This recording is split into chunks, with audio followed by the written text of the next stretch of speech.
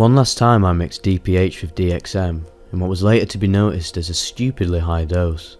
I was with my friends and all at once I went from dead sober to completely ripped out of reality. My friends turned into Simpsons characters with devil horns. They were yellow and animated looking. Words were surreal and conversations took a lot of effort. Just relaying to them that I was strongly tripping seemed like I was trying to contact the past. I left the table where we were playing some sort of card game and drinking beer, and I entered another room where I saw ants and a green slime all over the wall. The ants were collecting the slime in several spots on the walls and moved at random, no patterns. I said to my friend that I was worried his parents would come home and know we were high if we didn't clean up the ants or slime. For the rest of the trip I would periodically forget I was high, and once again tell my friend we should clean the walls or we would get caught.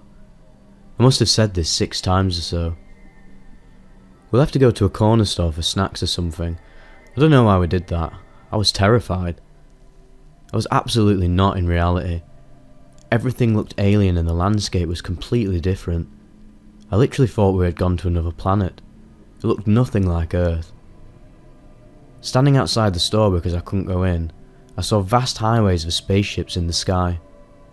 This is when I realised and was 100% convinced we weren't on Earth, but for some reason this really didn't bother me. It seemed so natural and proper. We arrived back at my buddies and they put on Guitar Hero. I tried to scrape the slime off the wall but it was very sticky and I was afraid of getting ants on my arms, so I gave up. I played Guitar Hero, which sounded like words, not guitar notes. That proved to be too trippy and I gave up. I started feeling damn delirious, and it seemed all my friends couldn't hear me anymore. I knew they could, but when they would respond to me I wouldn't understand it, and it happened so quick I couldn't remember if they did answer me. From this point until we slept, I laid in one spot on the floor curled up, because my 3 friends were on the couch and what I saw still scares me to this day, 7 years later. All of their eyes, ears, noses and mouth were pouring blood. It ran down their faces and down the torsos and onto the floor where it streamed to different places in puddles. I could smell it and it was very unpleasant. Then to make it worse, spiders started crawling out of their mouths. They came out at an alarming rate and violently. I watched as my friends bled from every orifice and vomited spiders.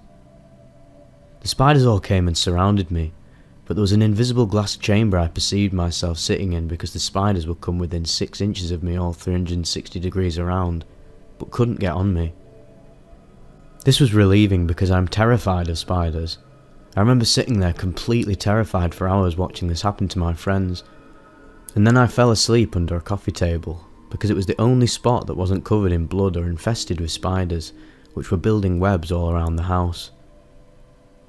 Upon asking my friends what I looked like while I watched spiders and blood pour from their faces for what seemed like hours, they told me that I mentioned spiders and blood and looked freaked right out, and it did last roughly 2 hours, but they said I was not sitting on the floor.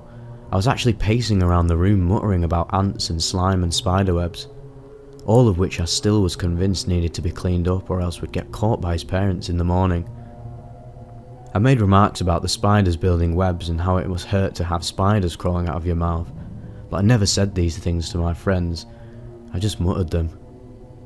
They thought I was going crazy, because apparently nobody tripped as hard as I, and they still had a decent grip on reality.